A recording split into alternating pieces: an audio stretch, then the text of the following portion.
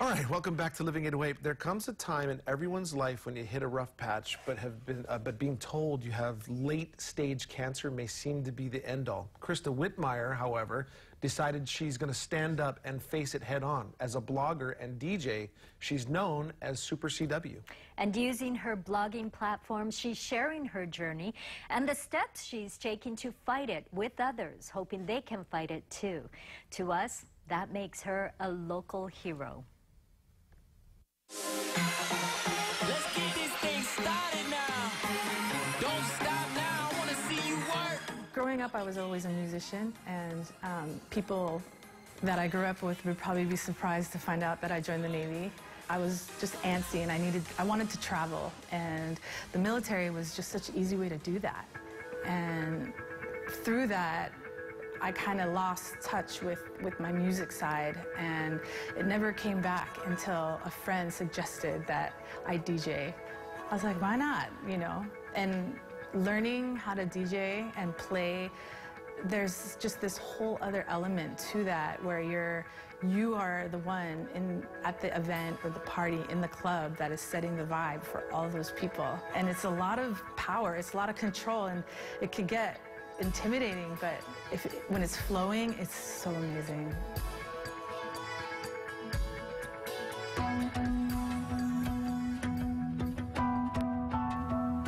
In May of 2015, I was diagnosed with breast cancer, which was a shock because I was pretty healthy and I felt like I was very happy, and it doesn't run in my family. I really didn't even know anything about it. It's one of those things you hear about, and whew, that was scary. I was diagnosed at stage 4, which is the last stage there is, and I had a really hard time accepting it.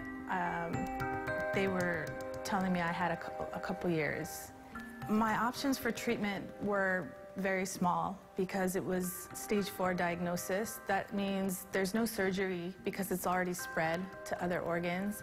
And my oncologist prescribed a very aggressive chemotherapy plan and she gave me about a 30% chance.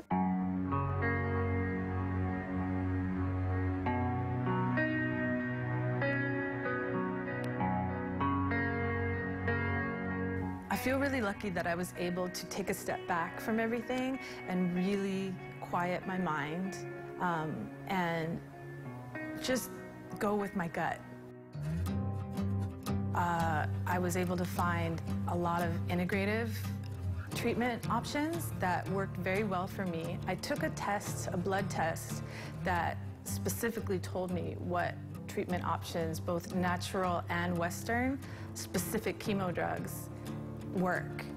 The cancer I was diagnosed with is metastatic, which means there's no cure. So it's more a matter of keeping it contained. And so right now I do have an active cancer in my liver, but all of the cancer I had in my brain and in my lungs and my breast they're not showing any signs of disease there. When I saw that I didn't have any more evidence of disease in my brain and my breast, lungs, it was just incredible. At that point, I knew that I had to share this story and let people know that it's possible to get through that. I wrote a paper that just details very quickly everything that I did. And it's easy things, you know, eating specific types of food, taking sugar and processed foods out of your diet, forming a close-knit team that can help you and rally around you, because it's really easy to just want to withdraw. I just share it online as a free document. I send a link. I must send it about 8 to 10 times a week. In addition to the paper, I co-founded an organization called the Aloha Cancer Project, and that is a fellowship for others that are touched by cancer. We're not really focused on the pity party. It's more about making the most of the days that you still have in front of you. So we do scrapbook events where they can bring their pictures and their notes and put them all together in one book to look through when they're having the darker days. We have a Zen approach seminar up at the Chozenji Dojo where they learn breathing techniques, meditation, and decoupling pain and suffering.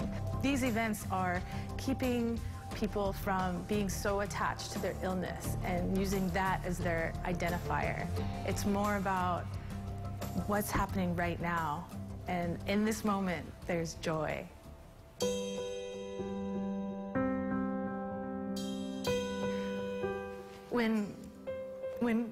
When people I've never even met before will come up to me and tell me how much I inspire them or how much I've helped them, and I didn't even, to me, you know, all I did was share a paper of what I did, but it's such an amazing thing to be able to help people like that. And for me, it's always just about sharing a story, and whether it's through my website or through my social media or for the documentary that I'm going to be making about this whole journey, I'll always be sharing, and I have no problems doing it.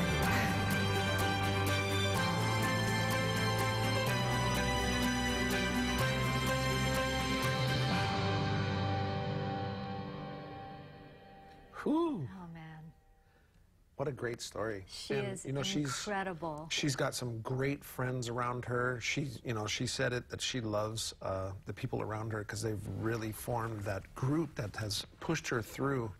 And so what a great story. So thank you for sharing your story, Krista, because I think a lot of people need to hear it, and the way you went through all the treatment and stuff. And again, we'll have that information on our website, and we'll of course let everybody know. And we'll even have the link to the trailer for the documentary for everybody on our website. You gotta see it. Yeah.